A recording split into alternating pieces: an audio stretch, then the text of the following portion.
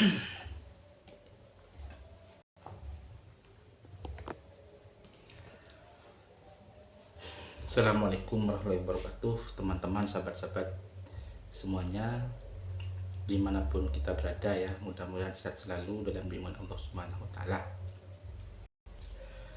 Yang menyimak dan yang menyampaikan mudah-mudahan tetap menjadi amal yang baik, amal yang positif, amal yang bisa kita bisa dijadikan referensi, bisa dijadikan pedoman, dan bisa dijadikan contoh. Tidak ada lain apa yang kita sampaikan, mudah-mudahan bisa kita diambil manfaatnya. Amin. Mari teman-teman semuanya, kita bahas keluarga, kita bahas nikah, kita bahas pernikahan ini. Karena pernikahan ini adalah sentral, hal yang urgen dan hal yang mudah tapi sulit untuk menjalaninya. Jadi kalau kita tidak hati-hati, maka dalam menempuh sebuah keluarga ini akan menjadi hancur berantakan, bukan malah menjadi hal yang membahagiakan, tapi bisa menjadi malapetaka bagi kita semua. Kenapa kok begitu? Ya karena tidak hati-hati dan tidak mampu menjalaninya dengan sabar, dengan tenang, dengan istiqomah, dengan sesuai apa yang diperintahkan Nabi Muhammad SAW. Nah, mari tetap kita semangat, tetap kita mengkaji, menggali, berbagi, supaya keluarga kita menjadi keluarga yang sakinah mawaddah warahmah. Dan apa yang saya sampaikan malam ini, yang akan kami sampaikan, suami itu tidak punya salah, tapi kok disalahkan. Nah, judulnya seperti itu ya. Jadi suami tidak punya salah, tapi kenapa disalahkan? Mungkin itulah perbedaan suami dengan istri. Seorang suami itu, sahabat, satu kali ngomong pasti jawabannya 10 kali atau 15 kali dari seorang perempuan atau istri-istri kita. Jadi kalau kita berbuat jelek, selingkuh, berbuat onar dan lain sebagainya, istri itu ngamuk-ngamuk, itu bukan sebuah ujian, sahabat, tapi itu sebuah pembalasan karena kita berbuat hal-hal yang jelek, berbuat hal-hal yang tidak sesuai dengan syariat Islam. Jadi ada pembalasannya. Tapi kalau kita sudah baik, kita sudah bagus, kita sudah sesuai dengan syariat Islam, tuntunan agama, tidak selingkuh, tidak berbuat onar, bahkan menyayangi istri dengan sepenuh hati, tapi kenapa kok masih dibentak, disalahkan, dikucilkan, diharding oleh seorang suami, ngomong 1 kali dijawab 10 kali, itu kenapa? Berarti itu sudah ujian, sahabat. Karena ada cerita, sahabat, ada seorang waliullah, wali A dan wali B. Wali A itu hidupnya biasa saja, ibadahnya itu biasa saja. Sedangkan wali B itu ibadahnya bagus, ibadahnya anteng. Bisa dikatakan secara kasat mata itu lebih bagus si B. Itu lebih bagus si B. Cuma kenapa? Cuma kenapa kok ketika dinilai ya oleh sama-sama walinya, oleh Allah, dan dengan disuruh nilai, ternyata itu lebih bagus si A. Nah, kenapa kok lebih bagus si A? Ketika dicek, ternyata si A itu punya istri, sahabat, sedangkan si B walaupun ahli ibadah tidak punya istri. Maksudnya apa? Maksudnya orang yang ahli ibadah saja itu kalau tidak punya istri itu masih tidak sempurna. Kenapa? Karena istri itu penyempurna bagi sebuah kehidupan, pembangunan sebuah keluarga. Nah, jadi kadang kita punya banyak uang, tapi keluarga kita berantakan, keluarga kita itu marah-marah. Kenapa? Itu diuji, sahabat. Makanya sesuai dengan ajaran yang ada dalam Al-Quran itu, mintalah dengan 2 cara. Itu dengan dua cara itu apa? Dengan 1 dengan cara sholat, 2 dengan cara sabar.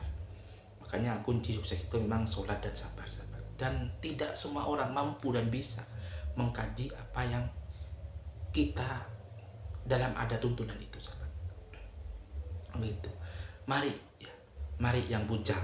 Pasti yang bujang hari ini akan diuji kebujangannya. yang jomblo diuji jombloannya. Ketika jomblo itu pasti punya angan-angan yang tidak-tidak, itu diuji sahabat. Bagaimana kita menahan dan membangun sebuah tujuan yang pasti, yang misi yang bagus dengan cara yang halal untuk mencapai sebuah pernikahan yang kita impikan, yang kita mimpikan sahabat. Itu kalau yang jomblo, yang belum punya keluarga. Sedangkan yang punya keluarga diuji cintanya, sahabat. Diuji asmaranya. Mampu apa tidak asmaranya, mampu apa tidak cintanya, kuat dan bisakah tidak menempuh menempuh sebuah keluarga yang sakinah, keluarga yang mawaddah warahmah. Itu diuji juga sahabat. Terus ketika sudah punya anak, diuji dengan anak kita. Anak kita bisa nakal, bisa meler, bisa tidak mau ngaji, itu diuji sahabat. Semuanya akan diuji. Nah, kalau kita tidak siap, tidak mampu, tidak bisa menjalani itu semua, maka kita akan gagal dalam pernikahan ini. Memang apa yang diucapkan oleh saya ini tidak semudah ketika kita berjuang. Termasuk saya sahabat. Saya ketika menghadapi hal-hal yang memang di ujian di luar batas itu, tak semua orang bisa, tak semua orang mampu. Makanya tidak ada lain, caranya kita harus dekat kepada Allah dengan melalui sholat, dengan melalui sabar yang tinggi. Karena seorang laki-laki itu ar-rijalu qawwamun 'alan nisa, pemimpin bagi seorang perempuan, pemimpin bagi seorang istri kita. Makanya sahabat, keputusan talak, keputusan talak 1, talak 2, talak 3, itu memang ada di kekuasaannya, ada di seorang suami. Karena kalau orang istri itu sangat sering pola pikir mentalitasnya itu sering tidak stabil, sahabat. Dan ketika tidak stabil, banyak mengambil eksekusi atau keputusan yang membuat kerugian dalam rumah tangga. Makanya kestabilan jiwa, kestabilan pola pikir itu diberikan kepada seorang laki-laki. Kenapa? Ya karena seorang laki-laki itu lebih stabil daripada seorang perempuan. Apalagi perempuan biasanya kalau sudah mau ada head, ya, mau ada suatu dalam tubuhnya head, menstruasi ya, atau biasanya sudah tidak stabil. Ya, pola pikir dan mentalitas dan pikirannya sudah kacau balau. Kalau sampai itu dikasih amanah untuk melaksanakan tolak 1 tolak 2, selesai dari rumah tangga banyak yang kira sahabat. Sahabat ya. Mungkin itu sahabat ya, tidak usah banyak-banyak. Tetap semangat, tetap bergerak, berbuat yang terbaik supaya rumah tangga ini bisa menyuguhkan keyakinan, sakinah mawaddah warahmah. Jadi inilah apa yang bisa saya sampaikan pada malam dan kesempatan ini. Monggo teman-teman yang bujang, yang jomblo, yang keluarga, mari komentar bersama di sini, curhat bareng di sini. Siapa keluarga kita mudah-mudahan menjadi keluarga yang baik, yang diridhoi oleh Allah Subhanahu wa taala. Yang pasti sahabat, dalam semua rumah tangga tidak ada yang enak, semuanya penuh perjuangan, penuh tetesan